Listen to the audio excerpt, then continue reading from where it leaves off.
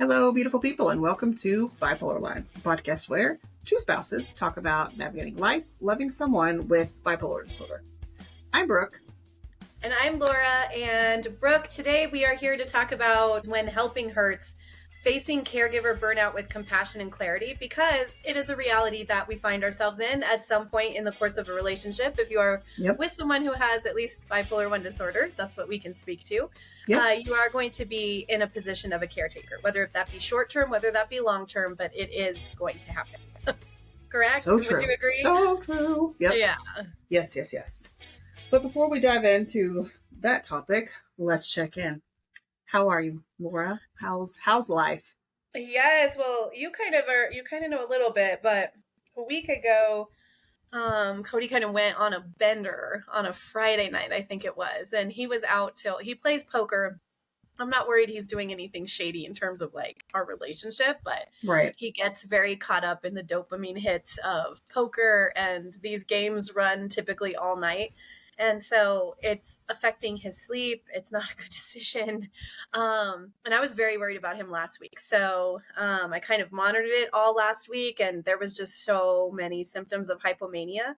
And we've talked about before, they don't really realize it when those symptoms are first coming on. And so we have a long time ago, I read Julie Fast's book, Loving Someone with Bipolar Disorder.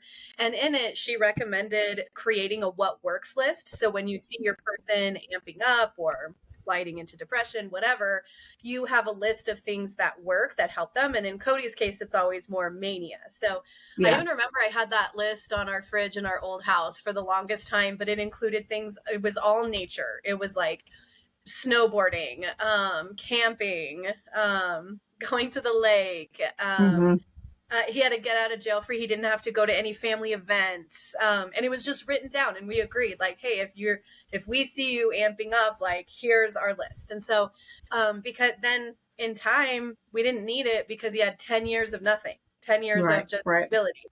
And so only in 2016 did it ramp up again. And so I just remember that list, though. Not only that, but in his last episode, we had couples therapy where we developed what's called an action plan. And so the action plan are steps to take when we see him possibly shifting into more of a manic episode. I didn't really specifically lay out that that's what I was doing because I just find it's not actually helpful anyways, because they don't hear it. But I just took those steps. So I was like, action plan, camping over the weekend. And fortunately, the way it worked out, the camping spot we chose this time, or I chose rather, was a new spot we've never been to. And we were completely off the grid. There was absolutely no service. Our phones were in SOS mode.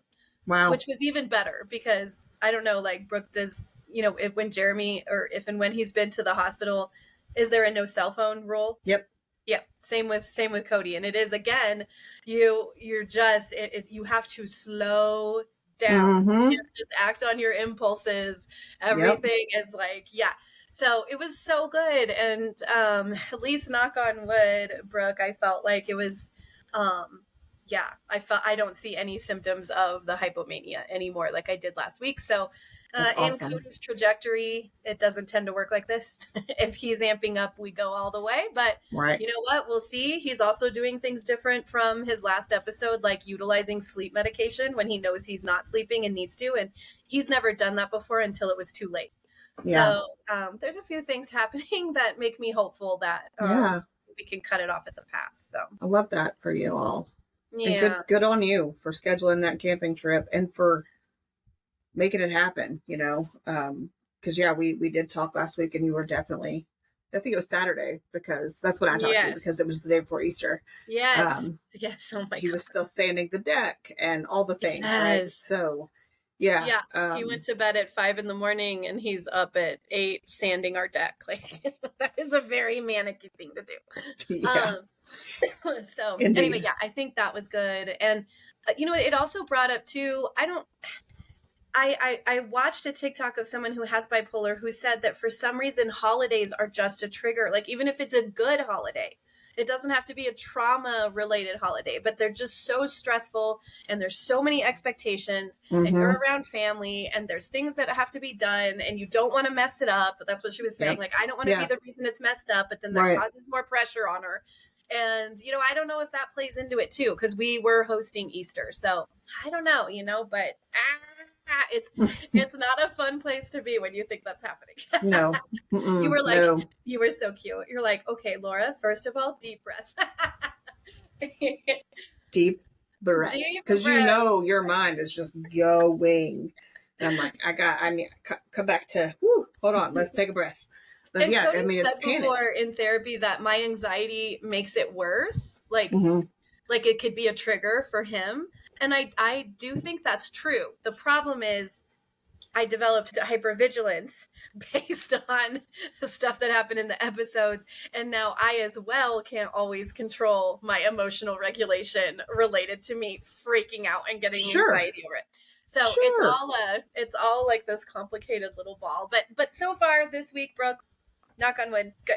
How about you guys? Love it. I love it. I love it. I love it. So for us, we've had a better week than the week before. So Jeremy's still low. I wouldn't say that he is as low today as he had been. Oh, good.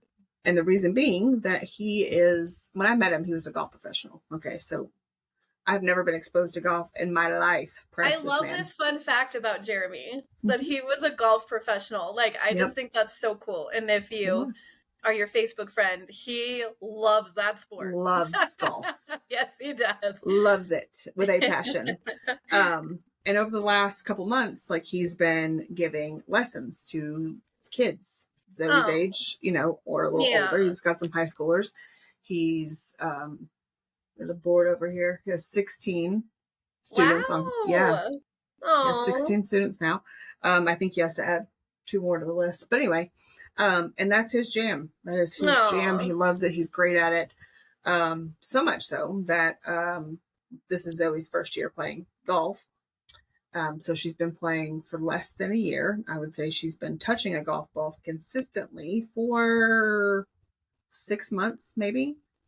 And she goes to the regional match tomorrow for her school. She made it past districts. She's playing in regionals tomorrow. So, and he's so proud of her. He posts pictures of her all the time. Like, it just you could tell, like a chip off the old block type deal, right? Like he gets, I don't know, it feels like he gets to relive it through her and just be so proud of her. And absolutely. I love that. It's so cute. So cute. But that has really been what's kept him from, in my opinion, being swallowed up by depression. This has never happened before, where we are able to like still function during depression.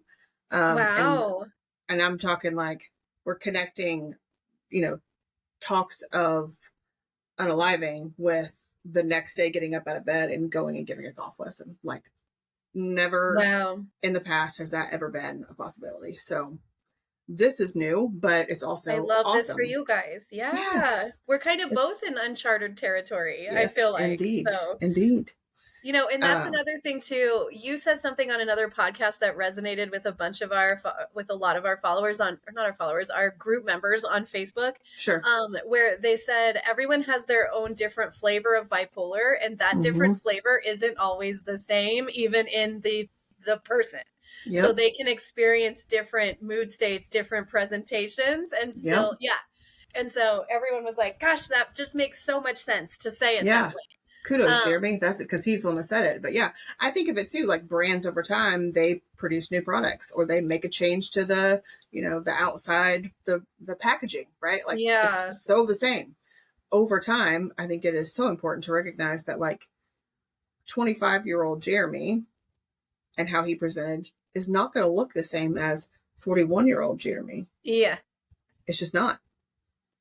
There's so many factors at play there. So you know what else absolutely. in what happened to us is that, sorry if I'm talking over you. No, I feel good. like we have audio issues sometimes and I'm like, oh God, am I talking over you now? No, you're good. But so I don't know if I mentioned it on our podcast, but I definitely did a TikTok about it on my TikTok. And I said that I was noticing Cody has diabetes type 2. He was just diagnosed 2 years ago. And there's a specific symptom that I'm not going to disclose because that's not what I'm going to do in regards to his diabetes. But it was a same symptom that happened right before he was diagnosed. And I started noticing it, and he doesn't. What's interesting, this is kind of a good tie into caregivers because we're talking about caregiving. Cody doesn't want me to be a caregiver. He doesn't. That doesn't mean I haven't had to fill the role. I've definitely had to fill the role. He doesn't want to. We're not religious, but we both grew up in very traditional religious households, and Cody wants to be the head of the family. He wants to lead the family. He wants to be the safe spot to land. He wants to be the person that everyone's relying on. And it just is not possible all the time, you know? And so because of that, he doesn't want to relinquish caregiving role to me. He doesn't want me in that role. He doesn't want me watching his meds. He doesn't want me picking them up from the pharmacy. He doesn't want me scheduling his doctor's appointment. Like, as much as it would make his life easier, he does not want that. He does not want that. And so I noticed this symptom. And so that I start looking at his like diabetes stuff. And I'm like, wait, like here's his long acting insulin. We're out of short acting insulin. Oh my goodness. He's not wearing the monitor anymore. He used to have a monitor on his arm that he was always putting in, and you have to redo. That's not there anymore. So I asked him first day, totally defensive, completely unproductive. I didn't push it. Second day, because I was like, can you just check it? You haven't even checked your levels. Like the monitor that we have, that's a manual one, wasn't even out. And he's not even getting monitored. And I'm seeing this symptom. And he did check it begrudgingly. I think that was on Easter, actually, the night of Easter. He checked it. His sugar levels were through the freaking roof. Yeah. Oof. And so it was a quick fix. He was immediately able to call the pharmacy, get fast-acting insulin. I feel like we had it the next day. And this whole week and this whole trip this weekend, I see that monitor out and he's constantly checking it. So I'm like, gosh, did that play into it too? Like, because there are people on my TikTok that comment sugar levels, like definitely play into it. And we all know what's it called when you have like low sugar but not diabetes? Like people hypoglycemia. Yes. When you have hypoglycemia. Thank you. And so people were like surmising sometimes that that's an issue. So I don't even know how that plays into it. Because like you said, 25-year-old Cody, who didn't have diabetes, might present much differently now that he's 45-year-old Cody with diabetes. Absolutely. There's just so many factors. As Cody would say it, diabetes, because he likes to be funny. Diabetes. That's funny. But yeah, so I don't know, It's definitely interesting. And yeah, that does tie back into the caregiver role, because he doesn't want you to do it. And that I'm sure has to be somewhat frustrating at times. For me, because let me pause. That was just an interesting dynamic that had just happened in my head. Like, I could not handle that, what you just described, but that is because of, I'm looking at it through the lens of my experience. And my husband has tried to take his life using his medications. Right. Yeah. That's not been your experience, right? So no. I see that and I'm like, okay, I can handle this. But no, okay. I'm like, nope, that's mine. That's my experience. That's my husband's brand of bipolar disorder showing up, right? Yeah. And not having to do that, Laura. You're not managing the meds. You're not asking all the questions, but you are still hypervigilant. You are still obviously very much involved in his care. Yes. So what does burnout look like for you? Burnout for me doesn't occur in these times. There are stressful ebbs and flows in these times when Cody's, not in an episode. Episodes are, we've talked about this before. I mean, they're just a nightmare on the earth. And right now, the way Cody and I are set up in our marriage, because of his first manic episode, we have separate finances, meaning separate bank accounts. He does not have access to my bank account. I do not have access to his bank account. Gotcha. He's able to work a full-time job, which is not typical. And so because of that, we split the bills. So he pays water, his truck payment, the cell phone bill, to name a few. And then I pay some other ones directly from my account. And then what's ever left over, I don't even see that. I don't know. Like, I don't know. And so a lot of it was going to poker, like that last week. And it was more than he had. And he was just chasing that. He's very good, which is good and bad. So it's very common for him to win. And when you win, he can get a $300 pot. But when you lose, guess how much, you like lose that much money too. So anyways, it's a slippery slope. Yeah, for sure. But how that looks during those times is this is what I have to do. I was already going through all of these steps. I was going through a checklist in my head, like shoot. Might have to edit it out. I don't know. Sorry. It's fine. Like, oh my God. And I have to like think long term. And I'm like, am I going to be able to cover the cell phone bill? What do I need to cut to be able to cover the cell phone bill? If I let his truck lapse, would that be okay? And well, maybe I can call. I know I've called before, and in times of crisis, I can get a month. I can get them to, like give us a month or whatever. All these things go through my head. This is what happened last week. It's just this endless noise of, okay, and water's actually pretty cheap. We haven't entered summer yet. Haven't turned on the sprinklers yet. Do I need to turn on the sprinklers? Oh God, I don't know how to turn on the sprinklers. He turns on the sprinklers. Oh, I can get my neighbor to help turn on the sprinklers, but maybe I don't need the sprinkler. That's what this is, all the noise. Yeah. That's what caregiving looks like to me when I'm worried that we're about to enter an episode. Yeah. And then I have to take care of all of it. If we did or do, God forbid, knock on wood, actually enter an episode, then I have to call his work, and I have to be strategic about when I call his work. I can't call too early, but also, I don't want to call too late because I don't want him to get fired. So I need them to be aware that we're having a mental health crisis, and luckily he's open to his work. So, a lot of people aren't. So at least that's something I can do. But then from there, then I have to apply for short-term disability. I have to get in touch with HR. And by the way, I run my own company and I have my own business. So this is a full-time job now, taking care of all of his affairs while he's in an episode. And then to make it all more fun, when he's of an episode, while I'm trying to take care of all the affairs and keep us afloat, he's got a blowtorch burning us down. That's what's going on.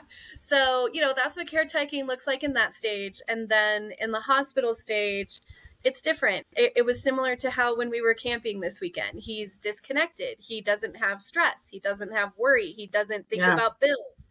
Like, everything is slowed down. And so then it looks more like passion. It looks more like empathy. It looks more like nurturing. And he accepts it then when he's in the hospital, Yeah. So that's kind of my experience. How about, I know yours is, gosh, you've experienced both the ends of the extreme, so it's got to be different in both. It's definitely different in both. You are correct. Yeah, with mania, it's shutting down access. It's Oh, yep, I froze all my credit cards. Yep. Freeze all the credit cards. Have credit score reports with his social to my email. That's right. So if he's trying to open accounts, I'm gonna know about it, right? The only saving grace we have, because he's on Social Security disability, the only saving grace we have there is that his Social Security disability checks come to me, come to my checking account, designated payee. That's what it is. Do you guys have separate accounts too? Or do you share account? Do you have a joint? Oh, no. We have separate accounts. Okay, we did for a long time. We do not anymore. Right. That first manic episode will really make you think past those choices again. Really? But yeah, I'm the designated payee, so the money comes to my account. So I have security in knowing that we're gonna be okay. We're gonna be okay. The only thing that's new lately is because he's been on this financial push, and I get it. There's so much. I feel so terrible for him in this regard that not being able to receive your own income has to feel rather childish. I can't even manage my own finances, in his mind. So he has a different checking account. All he has access to do is transfer money from my account to his account to cover groceries or whatever. But there's a daily limit. So he could only do so much damage, right? Yeah. But anyway, so that, all the things we talked about before, medication management, I put the meds in the safe during depression. We have daily check-ins. We have hourly check-ins. I will work from home if I have to. I'll have to take PTO if I don't feel safe. We have a safety plan. But all of that goes to shit real quick. If he is in the I don't want to get better stage of depression, then none of the tools work, right? So he still has been able to like pick Zoe up from school and take her to school all but one day. So that's good. But I work that is great. like an hour and 20 minutes from my house currently. So yes, you've said that. I don't have the ability to just go home and check on him during my lunch break or, you know, and I panic when he doesn't answer the phone or he doesn't respond to a text message. So like we have a rule. If you're going to lay down and take a nap, like you need to tell me in advance. So I know. And then, you know, just things like that. But all of that effort, all of that energy, all of the mental space, the mental load, the physical space, the physical load, it eventually takes a toll, right? Yeah, and that's when burnout happens. Yeah. Right. So when someone is in the state of burnout, and specifically caregiver burnout, we're talking like physically, emotionally, and mentally exhausted. Now, I can say I probably am I'm probably a repeat offender of using the word exhausted too much and it not being true to its actual definition. Like there are days where I'm like, oh, I'm just exhausted. But I have the definition, Brooke. I have it. Would you like to hear it? Do it. Yes. I'm the type of tired sleep can't fix. Oh. That is the exhausted we're talking about. That is the exhausted we're talking about. Yes. I'm so glad you had that ready to go because I was like, how do I explain that? That's perfect. It's just because of my other job. I'm a caretaker to my daughter as well, who has special needs. And so it's something I picked up along the way. Yeah, it was in the holster, but it just resonated when I heard it. And I was like, this is it. This is it. Yes, like, that makes this so much is sense. How it feels. Yeah. Yeah. The type of exhausted that sleep cannot fix. Yes. Yeah, that's perfect. Perfect. And, you know, when we're spending so much time pouring the physical, mental, and emotional load into our person to make sure, you know, things are as good as they possibly can be. And the situation, not just the person, but the situation. And then our kids and work, our own jobs, you know, all of that, we pay attention to everybody else and we don't pay attention to ourselves, our needs. I think, honestly, there are times where neither of us, as we talked before, we don't have the ability or the capacity to provide ourselves with self-care during episodes, which is problematic in the long run. It is problematic in the long run. And so I think that in the good times, like when you're not in that state, because we talked about before on another podcast, this idea that it's almost more stressful to be like, oh, what are you doing for self-care? How are you taking care of yourself? And just accept the fact that I'm in a season of life where I don't have that right now. Yep. Because that does, for some reason, just feel easier than being like, oh, I'm not taking care of myself either. Like, you just have to accept, like, this is the season of life that I'm currently in. However, when you aren't in that, it is taking the walk, getting out. I know the kids are fine. I know he is fine. Everyone's going to live if mommy's not in the house for an hour. Like, do it in these good times. Journal, like, daily gratitude. I don't do it anymore because now I feel like it's intuitive, but because they say it takes 90 days to start a habit. I think that's the research. There's research on it. That makes sense. Yeah. And if you do something for 90 days, then it becomes a habit. So if you practice gratitude, like I'd write 3 things I was grateful for, even if life sucked, even if it was just the worst at the time, because mania, oh my God. Like if you're listening and you've experienced it, if you know, you know. That's all I really can say because it's just so bad. But like the sunshine on my face, I have a warm bed that I'm waking up in. It doesn't have to be groundbreaking, but if you do that and then in 90 days it's a habit, like that is self-care. So I feel like taking care of yourself outside of the episodes and just acknowledging maybe there isn't self-care during episodes. Maybe there just isn't in that season, and that's okay. But taking care of ourselves outside of it builds these healthy habits during it that take you through. Like someone in our Facebook group was like, oh, Laura's so bubbly. I appreciate that. And then you were like, I'm pretty sure she wakes up that way every day. And, you know, honestly, I do. And I feel bad saying that because so many people don't. But I don't know if it's because I just developed these habits that put me there right away. I know I'm going to wake up and before I think about anything, I'm going to say 3 things I'm grateful for. And some people have prayer if you're religious. We've talked about how you and I are not, but some people have that, and I think that's great. But I think there needs to be something that's keeping you going, that's looking at positives. Yeah, because it's so hard. That's a great point. Great point. And I think I kind of alluded to that in the last episode about being so done, like in my current job. It's not the job. It's never the job that makes people leave. It's the people. But anyway, where it just, that negativity just kind of spreads into every other aspect of negativity of my is a life. Cancer. It 100% Absolutely. is. It is. It's really hard when you're in a work environment like that. I don't remember you saying that, but I'm very sad to hear that, because it was very brief. So I was just like, there's work, and I'm just so tired that like everything sounds exhausting to me. Yes. Like the thought of taking on something new sounds exhausting to me. The thought of, a lot right now, but that's because I know that I am struggling mentally in my workspace, and it's feeding into every other aspect of my life. So that's just to say, creating a good, positive, healthy habit. Number one, that's difficult for us ADHDers. Like, I suck at creating habits. It is. And then you'll forget. Like, I have a good friend who's severely ADHD, and we have this app. This is kind of a sidebar, but there's this app called Finch, and you take care of your Finch, and you set goals, and your goals can be, I said 3 things I'm grateful for, and then you grow your Finch goes on. It's so silly. It seems childish, but it is like a legit mental health app, and it's free. There's certain elements that are free, and then if you want to pay for it, you can, but you don't need to. There's so much in it. And he was doing so good. He developed the habit, and then he went out of town, and he hasn't been. Oh, and you can like send each other encouragement, like, here, have a drink of water. I think he forgets to drink water. Does this happen to you? He says it's his ADHD. I'm like, you forgot to drink water? It's like a basic human need. I mean, there are those extremes where people just forget to eat. Yes, and so they forget. That's a thing.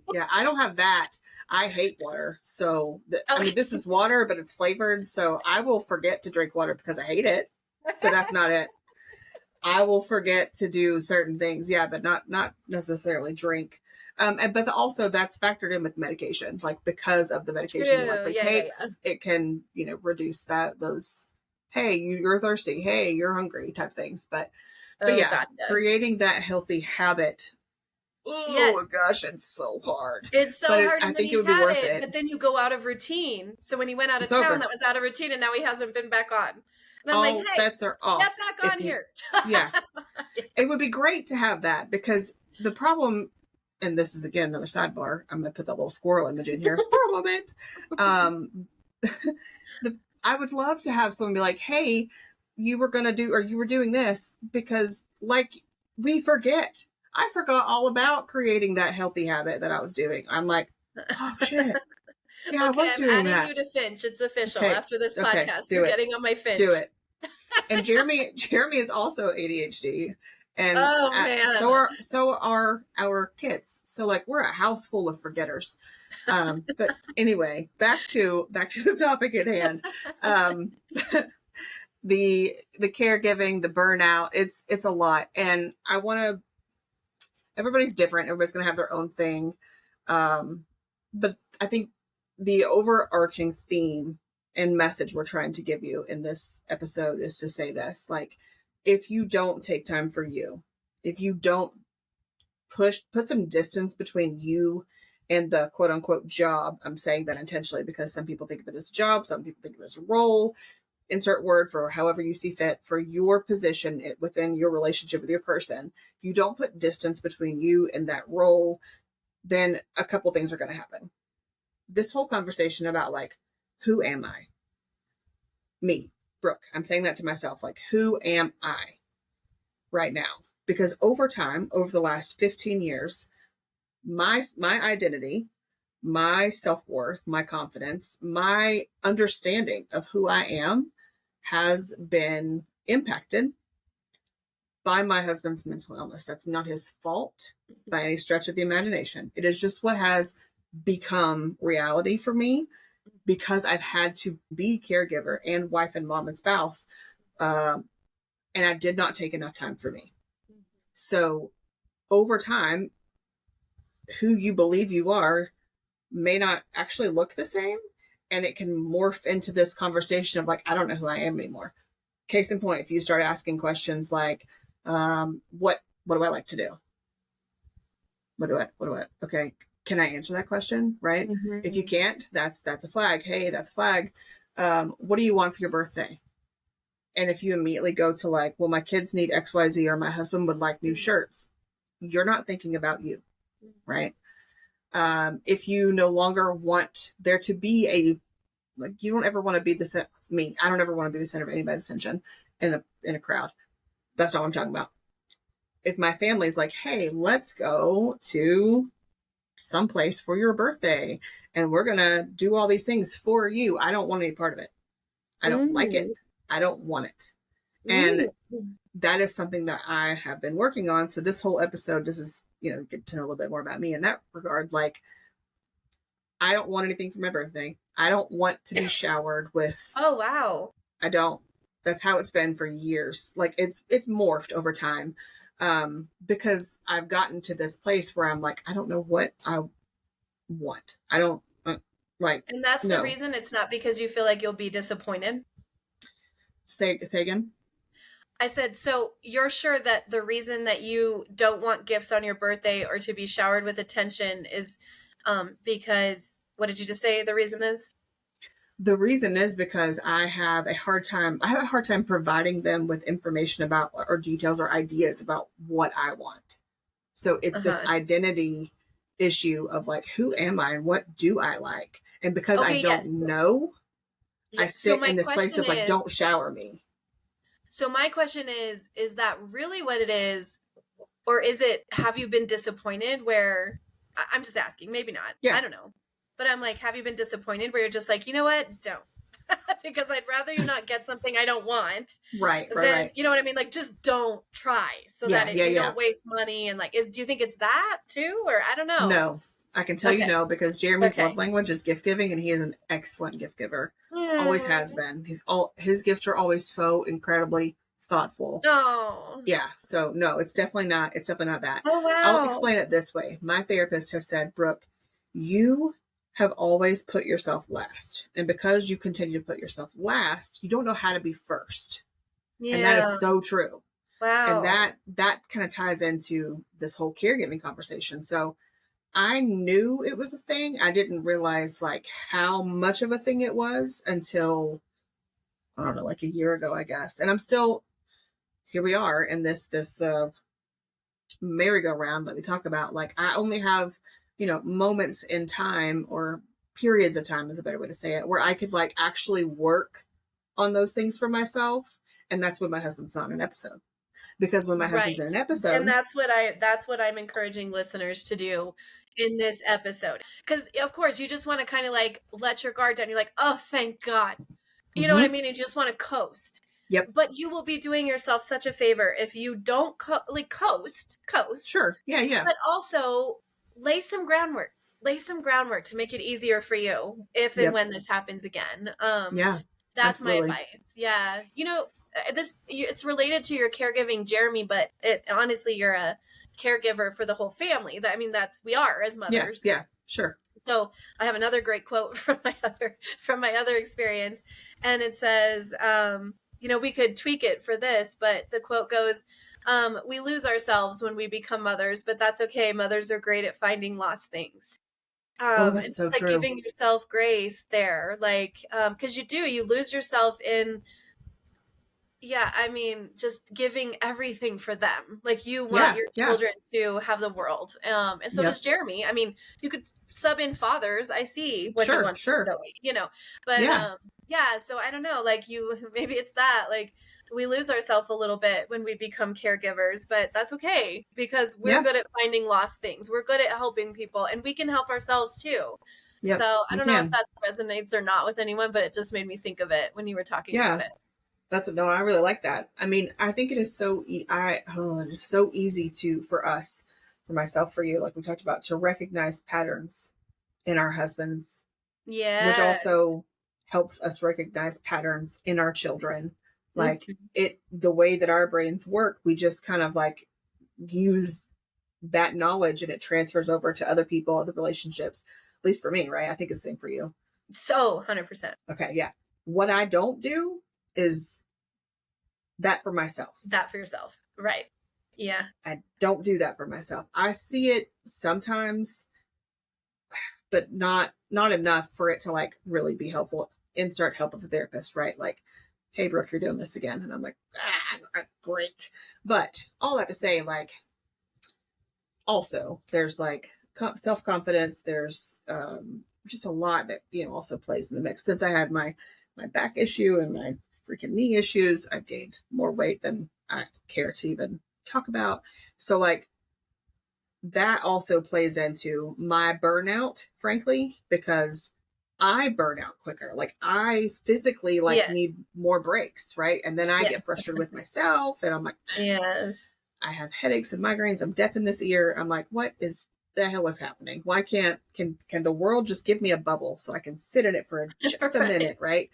My point in saying that though is that like that leads into resentment, that anger, that buildup, that for the love of God, somebody throw me a freaking bone, right? Like that mindset is going to easily transfer into my caregiving role with my husband. And this is problematic for me when he's depressed.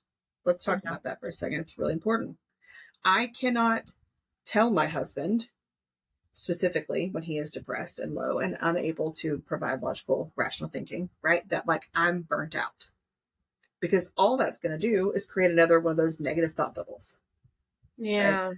I can't approach him with all of this anger. I can't be supportive to him. I can't help him if all of that is actually how I present to him in my role as trying to be supportive. It's just going to make it worse.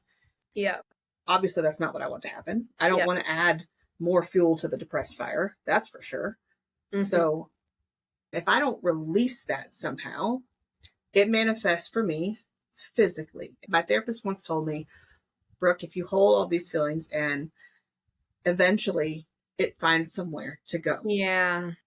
Gosh, and in you, it's coming out physically. Yeah. And I'm like, yeah, you're so right. My migraines get worse. Yeah. I have more headaches, which I'm quick to justify my headaches to be like, well, I'm deaf in one ear, so I have audible hallucinations 24/7. All I hear is ringing in this ear. So like, of course I'm going to get a headache. Oh, geez.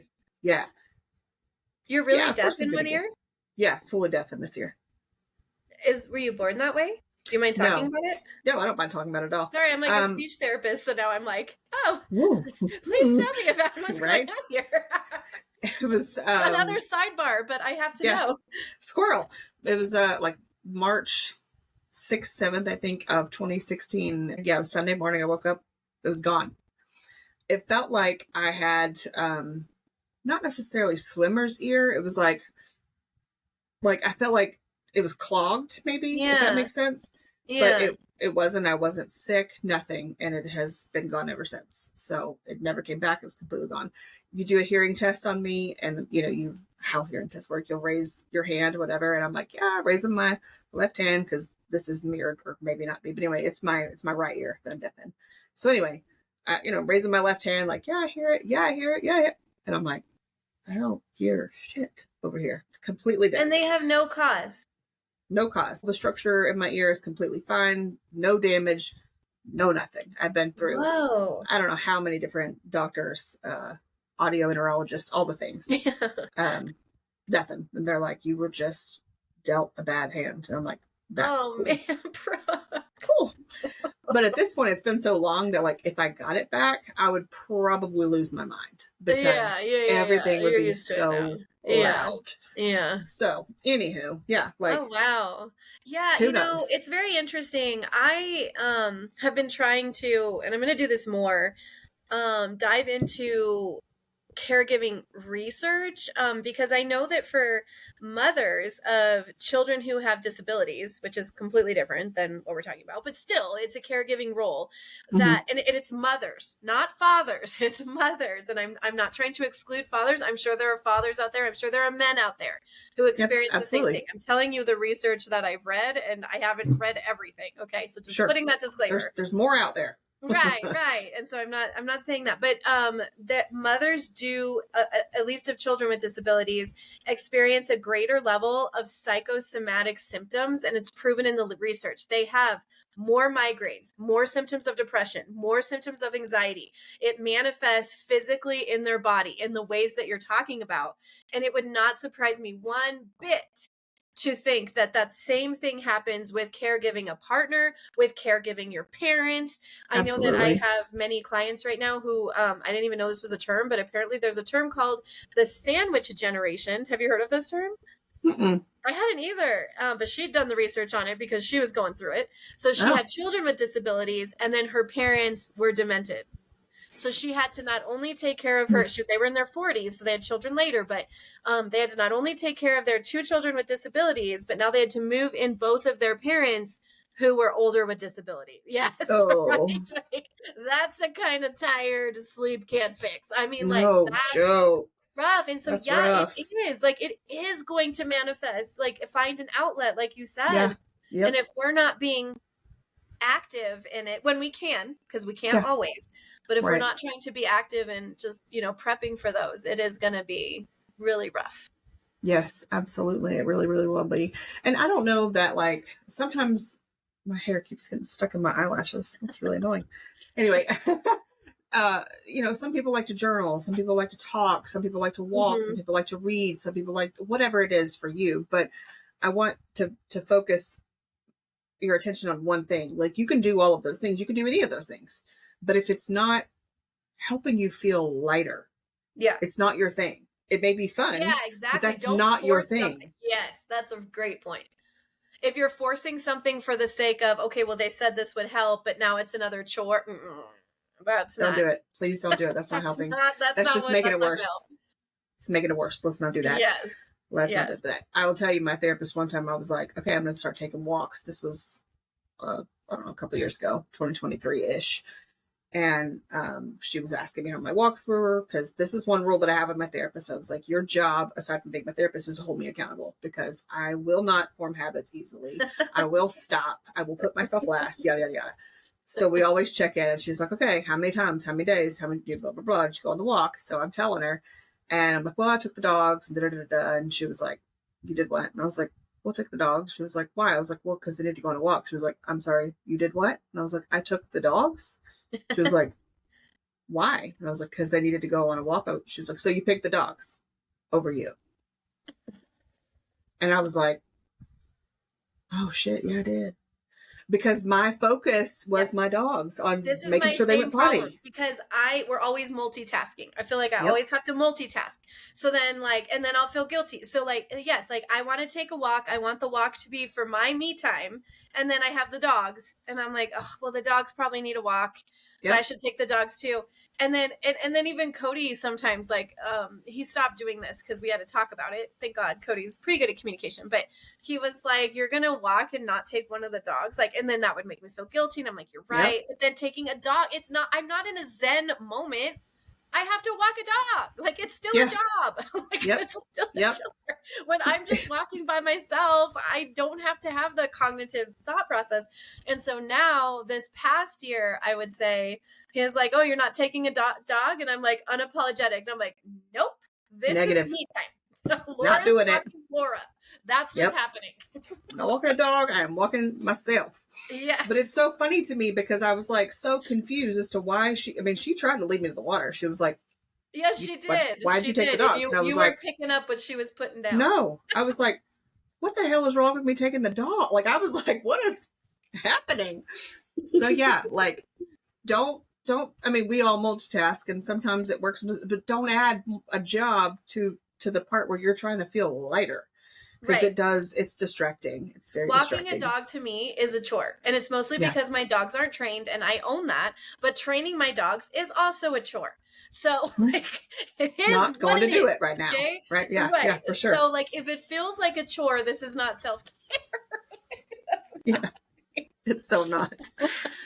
Well, and I'll be honest too, like doing this podcast is actually self-care for me. Yeah, it is. It really is. It doesn't, we do have to schedule it. And I just came Yes. down from the mountains today because I live in Colorado. I just came down from the mountains and I was like, hey, like, you know, I know I'm going to be there at some point tonight where we can film it. But even when I was, you know, kind of a noodle head getting this all ready because I had to pull everything out of our camper trailer and, you know, do stuff, it still doesn't feel like a chore to sit here and talk to you about this. So it's still something I want to do. And, you know, Cody was even like, I think we got home at 5 and I was like, hey, I got to rush and put the laundry in and I'm going to clean out the fridge. Like those are going to be my 2 jobs. And then I'm on with Brooke at 5:30 for the podcast. He was like, geez, Laura, cutting it tight. I'm like, no, it's cool. Like we already talked about it on the way home. Like we scheduled the time. It's not a chore.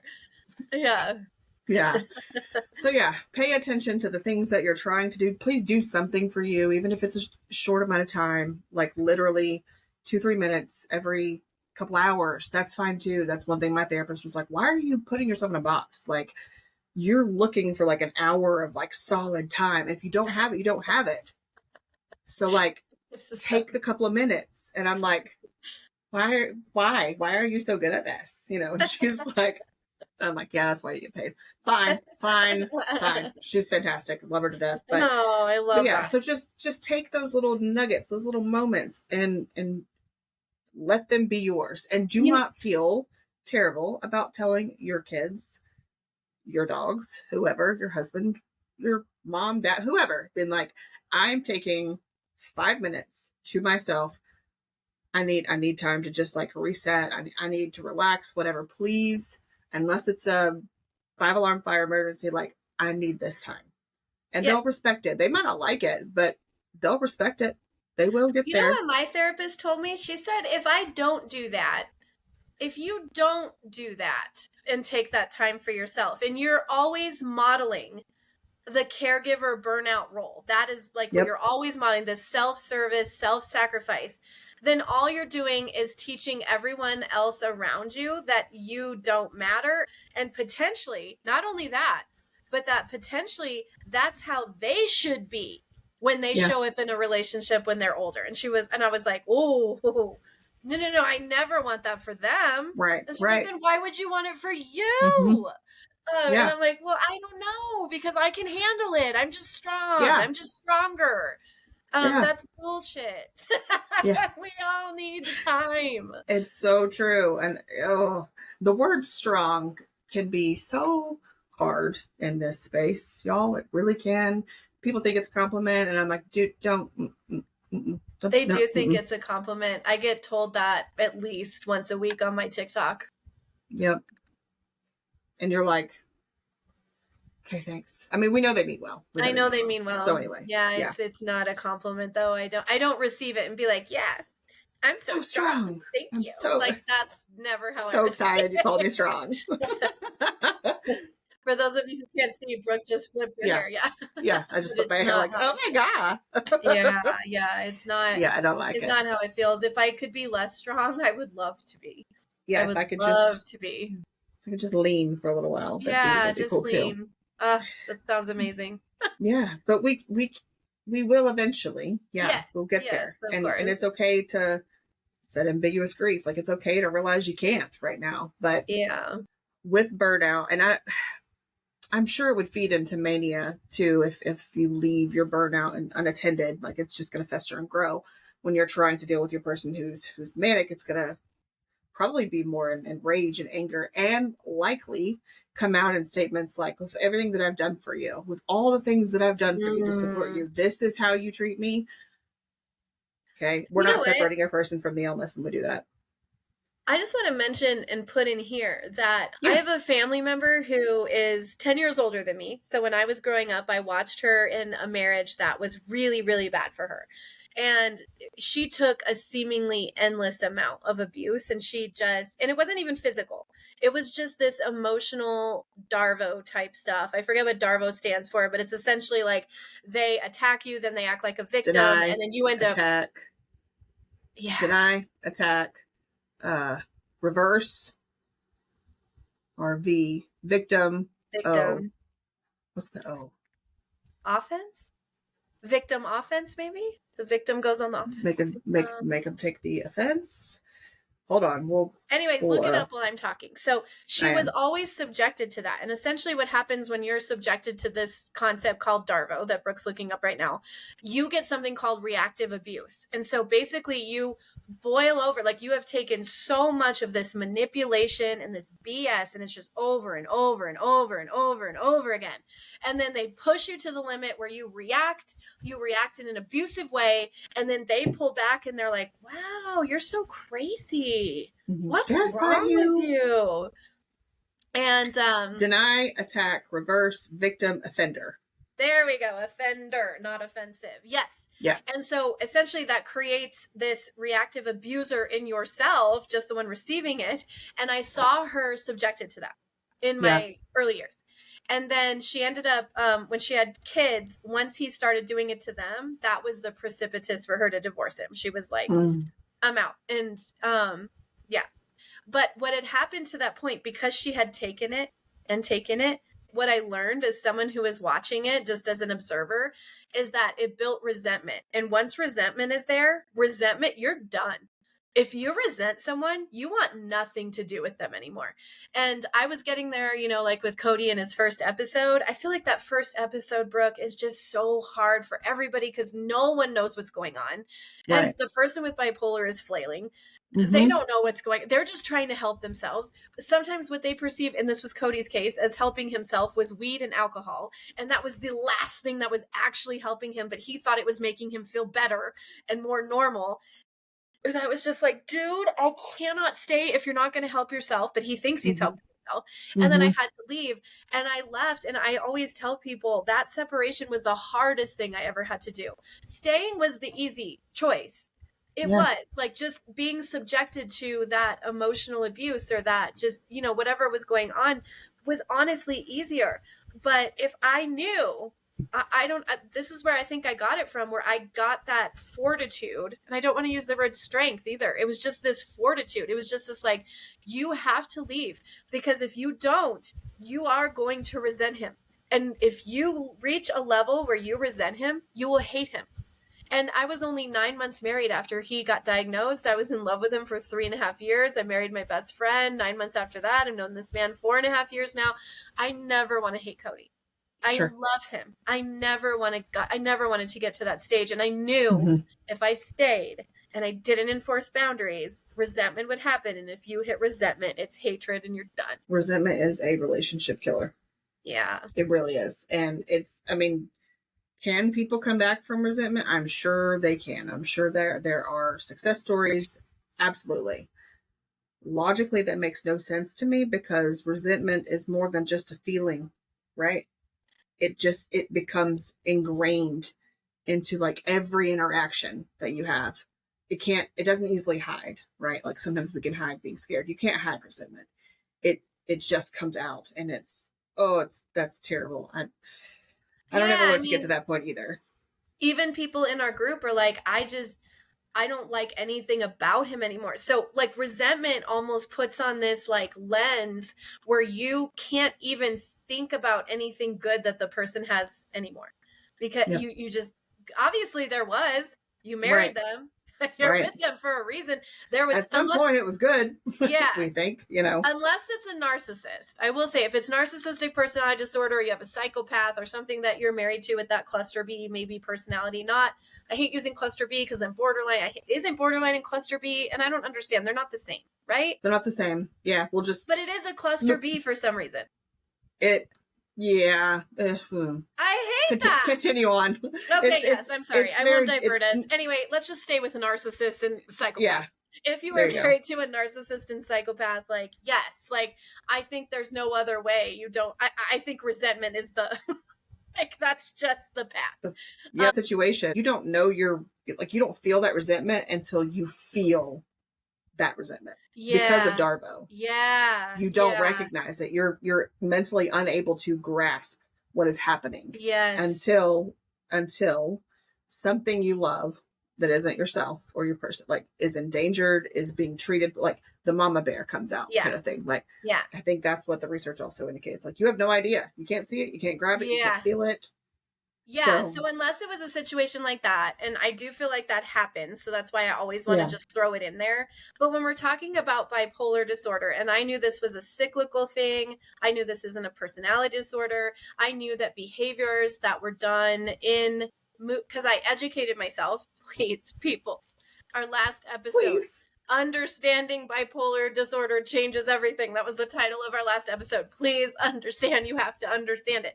But as long as I understood it, and then I was like, okay, you know what? And separating your person from the illness, I don't hold on to those resentments because I understand what's going on. Yeah. So you understand it wasn't Cody. That was the illness. Yes. Like, Cody wasn't trying to hurt you. Cody wasn't doing these things to you. No. The illness was doing those things for sure. Yeah. So resentment is huge. And can we avoid burnout? No, I don't think I'm we going can. to say it too. I think it does a disservice to be like, to say we can avoid it. I think we're doing everyone a disservice. I personally don't find that to be the case. There are seasons of burnout and there are seasons that are not. And that is just my reality. And it's better for me to embrace that than to pretend that I'm going to have some sort of self-care in one of the most chaotic times of my life. Don't gaslight yourself.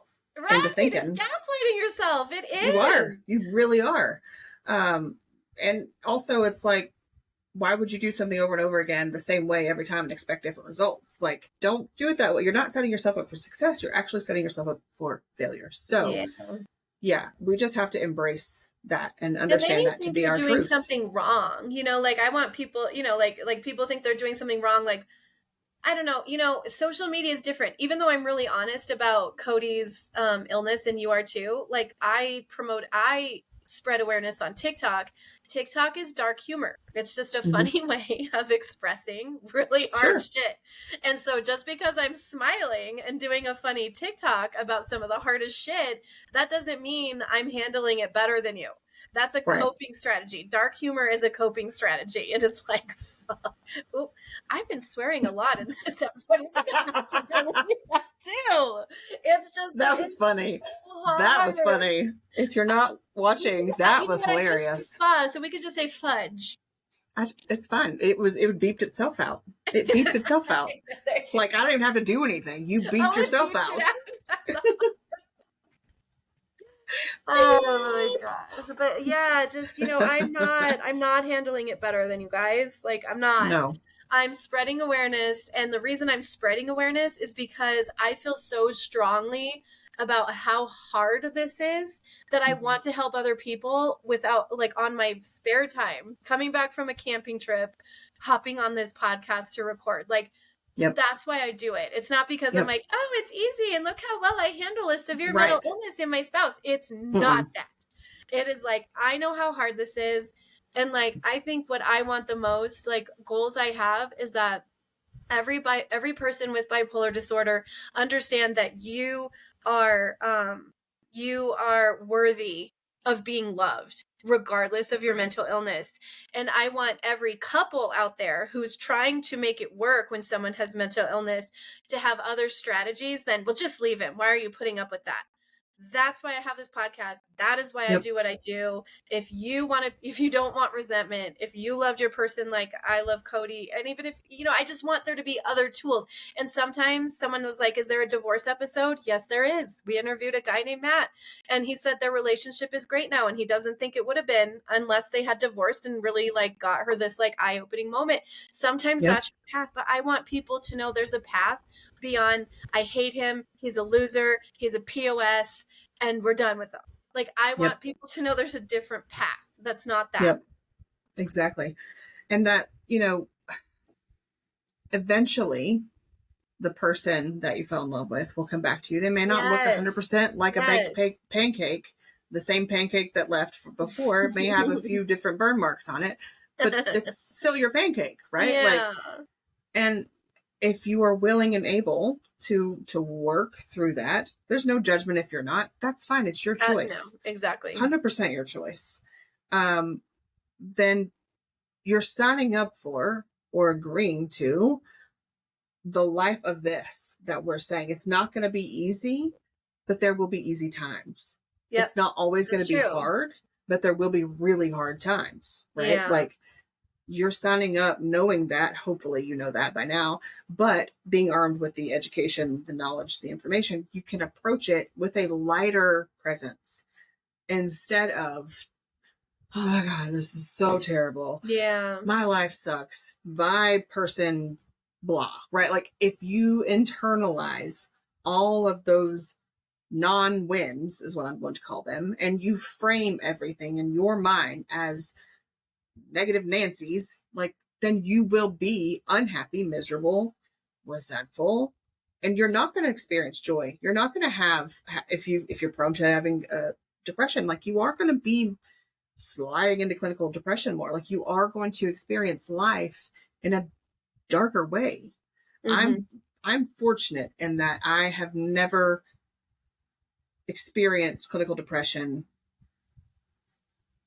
I think that's the best way for me to say it, because I mean, I've had periods where I'm like, I don't want to do anything. I don't want to get out of bed. I don't want to go anywhere. I was down, but I wasn't like, I've never had that dark place where I didn't want to be here anymore. Let's put it that way. Yeah. Never had that. I know. I'm fortunate that way too. Yeah. I can only imagine that if I was prone to that, knowing what my husband is dealing with, like it might not work. Yeah. Yeah. I might have to choose myself because I might not make it if I stayed. Yeah. And that's okay. I think that's so important, because people sometimes, like, we trigger some people and being like, well, I tried, but he did this and this and this. And it's like, we're not saying that we're the roadmap. That's not what I'm saying. I'm saying that if the stars align, if they are willing to get treatment, if you are in a mental state that is able to handle this, if there are these factors, there's a path. But there's also paths that aren't there, and you and I are not judging anyone for taking a path that resulted in, like the relationship ending. Like neither one of us are like that. People say in the Facebook group even all the time, just like, well, I tried, but I can't put up with, and then they list this most horrendous abuse situation, and it's like, absolutely not. I would absolutely not stay in a situation like that. Like.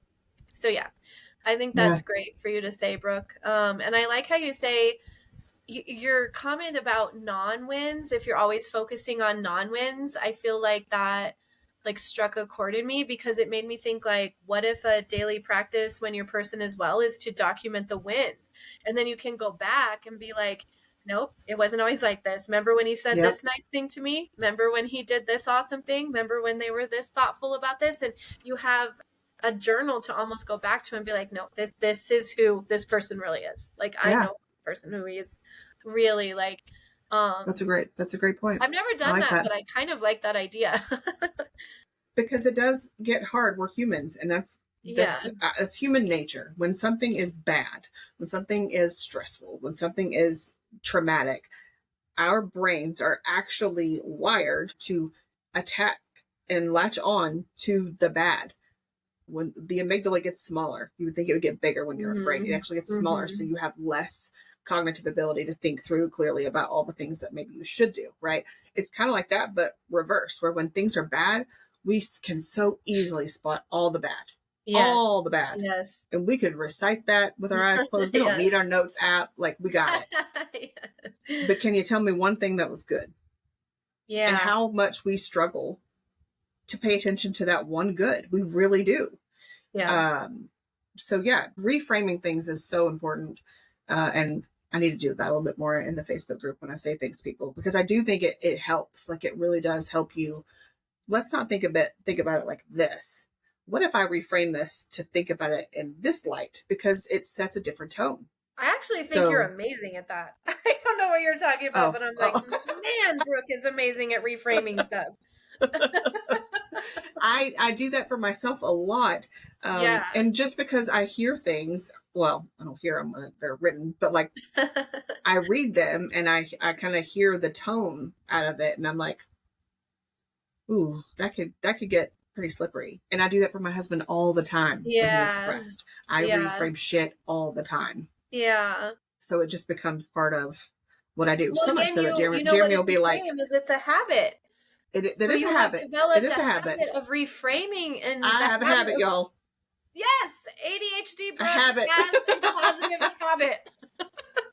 That is a win. That is a win. There's your win for the week. I love it. I didn't ever think about that, but that is actually a habit. That's so true. So true. Yeah, where you get in the habit of reframing, where I feel like I'm not like necessarily there. Like what I tend to do, which is not it is survival. So it helps in terms of survival, but it doesn't help in terms of relationship advice. Is when I'm giving advice in the Facebook group. Mine is like probably boundary time. Like it's just like you're being abused, black and white, set a boundary, and then people are like, what are you talking about? Like, what do I do? And I'm like, well, it's very clear to me. I would have to do this and then I would leave. And like, that is very extreme. And if you haven't, it's just, I struggle with that. So if you can reframe before you just automatically go down that path of like, stop, like, I need to work on that. So it's not easy because you really just want to respond to whatever it is, but reframing it also helps the response. But anyway, yeah, I do that because of him, because that's what I've learned is helpful, to the point where there are times where he's like, can you not therapy talk me right now? And I'm like, I'm not there. Oh, I reframed that for you. The other thing you're really good at is like, you're really good at what I'm hearing you say is. Oh. And so like my therapist will do that to me too, but I'm not good at that, of doing that to other people. Like, no, I heard what you said and I've interpreted my way. And so now here's my advice based on the interpretation. That's not a good habit either. So you actually have like even though Jeremy, I can see like I'm a speech therapist. So we talk about how there's this term we have in my world where we call the child has been therapized. And if a child is therapized, they immediately fall into lock and step with what we want them to do. Where children who have not had therapy are like, what are you doing? But a child who has had therapy is like, oh, this is what we're doing now. Like, I'm in the therapy mode. Anyway, it kind of reminds me of that, where Jeremy's like been therapized and he's like, can you not therapy? Can you please not? I mean, he's even said, like, can you talk to me like an effing person and not a therapist?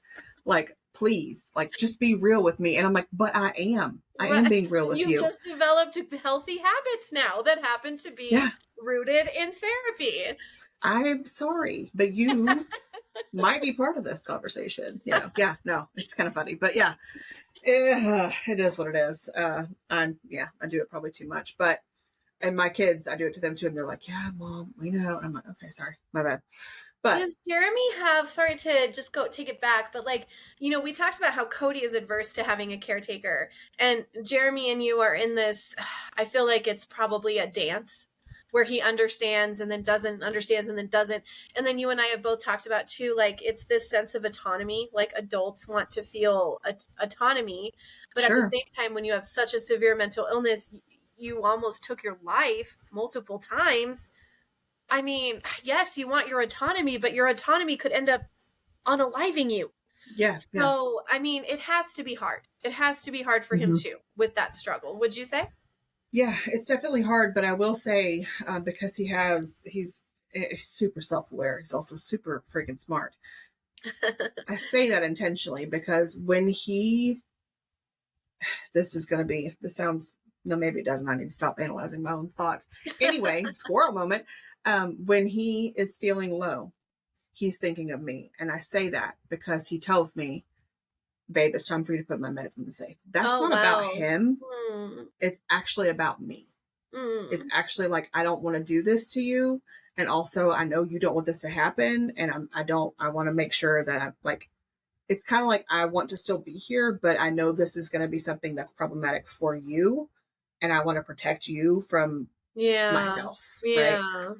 And so he does. He always tells me, I shouldn't say always, but 99% of the time since 2021-ish, maybe 2022, when he's feeling and having some suicidal ideation, like he tells me. So that's no longer a dance. Now, getting them back was a really hard dance a while ago. Now I'm a little bit more comfortable with it than I used to be. But yeah, the autonomy is absolutely a struggle. And he still doesn't like it, you know, that he doesn't have access to his money. He doesn't pay the bills. I pay the bills. Because again, it goes in my account. Anyway, but that's convoluted. But yeah, it's definitely, it's so hard to watch it because I put myself in his shoes and be like, I would lose my mind. Yeah. Like I would be so angry. Yeah. If every time I went somewhere, I had to feel like I needed to defend my purchase. I don't ask him to tell me every time. No, but I know, like, but I know what you mean. Yeah. but that's what it feels like at times. Yeah. So, yeah. Ugh, You guys came up with this plan though through therapy and a mutual understanding, right? This wasn't through the use of a boundary. No. Yeah. So it was a boundary that when we got back together after we separated, that like I said, no, absolutely not. We're having separate bank accounts. Yeah. I will not. And I get to handle the finances. Sure. That existed. Yeah. But with his therapist, we tried different, what if we did this? Or what if we did this? Or what if we did this? Different ways of, merging our finances. And I just broke down mid therapy session. This is him, his therapist, and me. And she was like, okay, Jeremy, I want you to look at your wife. I want you to recognize that like, this is not going to work for her. Like she is physically having a response to this conversation about maybe possibly making the financial conversation a little easier for you. Like, what do you want to do? Do you want to keep pushing this? Or can you recognize that like, now's not the time? And he was like, no, now's not the time. Because I would not respond in our conversations because I didn't want to make him feel worse. Yeah. And I didn't want to trigger him because money was always a trigger. Yeah. But in that space with his therapist, I was like, I'm done. Like, I can't keep putting this, like, it just felt like this huge weight was constantly on me about finances. Yeah. And I was able to safely express that with his therapist there. So that was fantastic. And also, listeners, that brings me another thought, like the ROI, the release of information. I cannot stress enough to you how important having an ROI on you is with your person's therapist and doctors. Yep. So true. That is one of my deal breakers. I think that was one it's a deal breaker. I have not made it a deal breaker for me, but I could see why it would become one. I lived in the dark for way too long. Yeah. He did not want me part of his care team, to be in the know, couldn't talk to anybody. And the hell that came with that is not something that I will ever go back on. Ever. Yeah. Can't do it. So, yeah, I mean, I will put it this way. And no, I'm not a doctor, not a therapist, but from what I've experienced, when your person is in an episode and refuses to let you into the treatment plan, like you can't communicate with my care team, there is a reason. Because if you were included, you would blow up the narrative that the illness is creating. Yes. You would. So like when they're stable, have those conversations because yeah. And let me just reiterate what Brooke said, when they're stable. Yeah. So lots of people take our advice and they're like, it's not working. Like they're just pissed. And it's like, they're like, and I feel like most people, and this is normal, like you're looking for support in crisis. So I do understand that. But yeah, you can't have these conversations when, when they're kind of still you just can't. going through it. Mm-hmm. Yeah. Yuppie. All right. Well, this was yet another fabulous conversation. That was kind of all over the place, but that's fine. That's how we roll. That's how caregiving works, honestly. Yeah, it is. Yeah. So just, don't try to avoid the burnout. It's inevitable. I would say embrace the fact that you're going to have moments and take advantage of those moments to take care of you. And take care of your physical health. I suck at taking care of my physical health because it's like something else for me. And I'm like, I don't want to do this. It's a chore. When you view it as a chore, then that's the worst. It's the worst. I don't want to do it. I don't want to do it. But anyway, yeah, great conversation. I'm glad we were able to get this done after you got back. Thank you. It was. We have the Facebook group. It's BipolarLines Pod. So check us out there. YouTube, same handle, BipolarLines Pod. What else? We drop episodes every other week. Well, I think YouTube is just Bipolar Line. Oh, no, it is BipolarLines Pod. You're right. And then just on wherever you find podcasts, we are Bipolar Lines. Yeah.